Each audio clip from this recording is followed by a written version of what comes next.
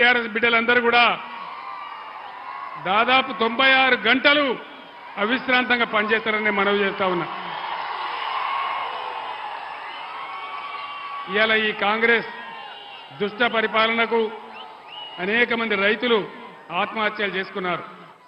ఇవాళనే ఒక రైతు కరీంనగర్ జిల్లా చొప్పదండి నియోజకవర్గంలో వడ్లు కొనకపోతే ఆయన 15 రోజులైతే వడ్లు తెచ్చి వడ్లు కొనకపోతే తట్టుకోలేక ఆ వడ్లను ఆరబెడుతూ అక్కడనే కుప్పగూలి చచ్చిపోయినాడు. ఆయన గుండె ఆగిపోయి చచ్చిపోయినాడు.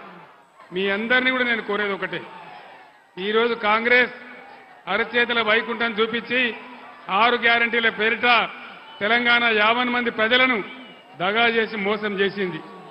మళ్ళీ ఈ ఎన్నికల్లో వాళ్ళే గనక గెలిస్తే ఇంకా అమలు చేయకుండా ఏం కాదు, వాగ్దానాలు లేవు ఏవి లేవని అన్ని కింద బండబెడతారు.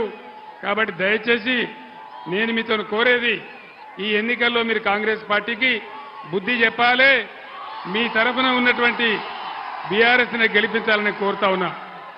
నరేంద్ర మోడీ భారతీయ జనతా పార్టీ ఏదైనా ఒక పని జరిగిందా ఈ దేశంలో? 15 లక్షల రూపాయలు వచ్చినాయా ఎవరికన్నా? మోడీ 15 లక్షలు ఇస్తానడు, వచ్చినాయా? మరి ఏమొచ్చినట్టు మోడీ కాలంలో?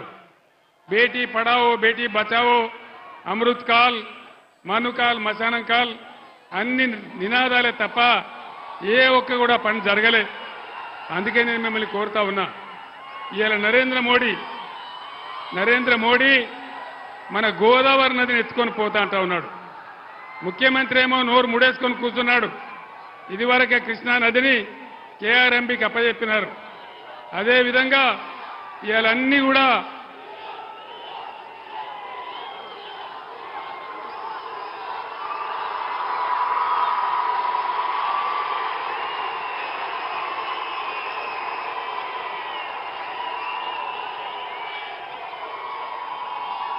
నాకు టైం లేదు, నేను 8:55 నిమిషాలకు ఉపన్యాసం బంద్ చేయాలా?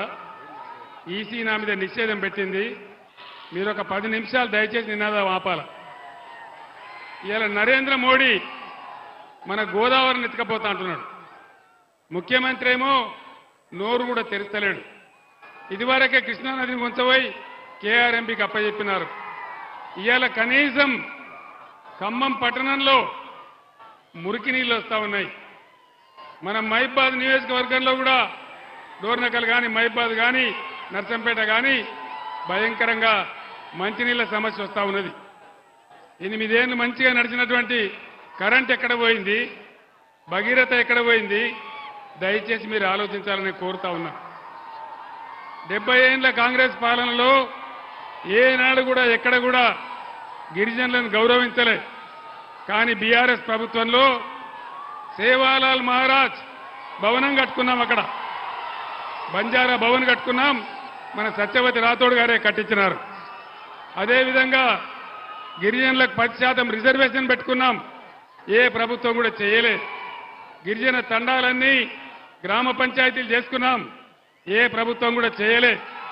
కాబట్టి నేను గిరిజన బిడ్డలను కోరుతా ఉన్నా, మీరు దయచేసి ఎట్టి పరిస్థితులలో మీ యొక్క ప్రతాపం ఈ పార్లమెంట్ ఎన్నికల్లో చూపెట్టాలని మిమ్మల్ని అందరినీ కూడా నేను కోరుతా ఉన్నా. అదేవిధంగా